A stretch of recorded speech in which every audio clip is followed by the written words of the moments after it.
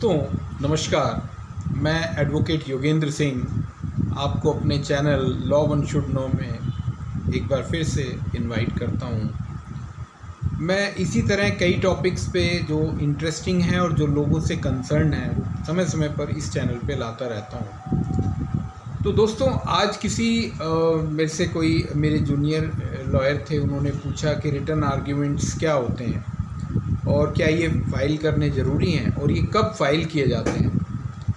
तो दोस्तों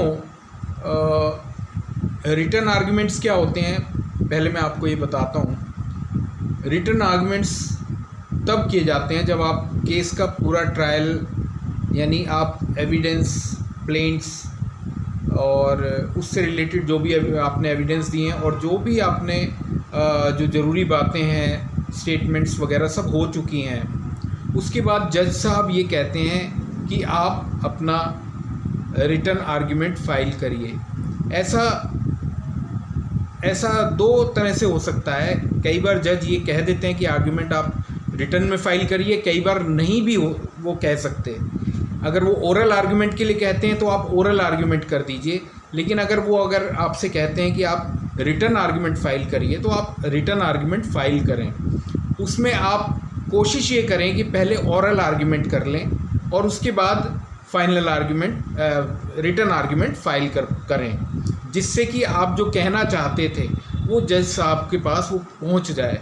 उसके बाद आप अपना रिटर्न आर्ग्यूमेंट्स फाइल करें। रिटर्न आर्ग्यूमेंट फाइल करते वक्त आप ये ध्यान रखें कि उसमें जो ऑब्जेक्शंस हैं, जो आपके केस में, क्रिमिनल केस में जो ऑब्जेक्शंस हैं, उसमें आप अलग से कैटेगरीज बनाएं कि ये ऑब्जेक्शंस हैं और इसका मेरे पास ये जवाब है, जिससे कि प्रोसिक्यूशन के लिए डाउट क्रिएट हो। प्रोसिक्यूशन के लिए जितना डाउट क्रिएट होगा आपके रिटर्न आर्ग्यूमेंट्स में, उतना ही बेनिफिट एक्यूज्ड यानी आपकी पार्टी को मिलेगा।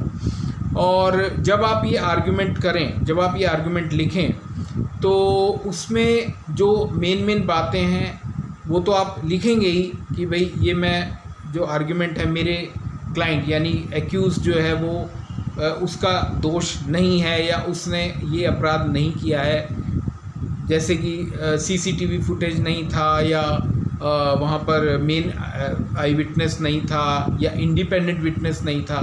ये सब उसमें आप ज़रूर मेंशन करें और बताएं कि भाई ये मेरा जो क्लाइंट है, मेरा जो क्लाइंट एक्यूज है वो इसमें शामिल नहीं है। तो रिटर्न आर्ग्यूमेंट जब आप फाइल करें तो ये सारी चीज़ें आपको ध्यान में रखनी है।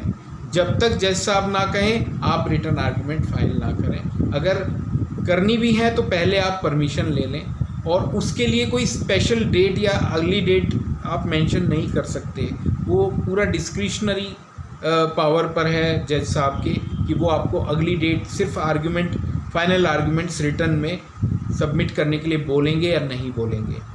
तो दोस्तों ये होते हैं फाइनल आर्ग्यूमेंट। और उसके बाद फिर केस जो है वो जजमेंट के लिए लग जाता है। जजमेंट पे फिर आपका पनिशमेंट जो भी होती हैं वो फिर उसके बाद डिसाइड हो जाती हैं। यानी फाइनल आर्ग्यूमेंट तक सारा एविडेंस, स्टेटमेंट सब कवर हो जाता है, एविडेंसेस सब कवर हो जाते हैं। उसके बाद फिर जजमेंट और कन्विक्शन या एक्विटल जो भी है वो डिसाइड हो जाता है।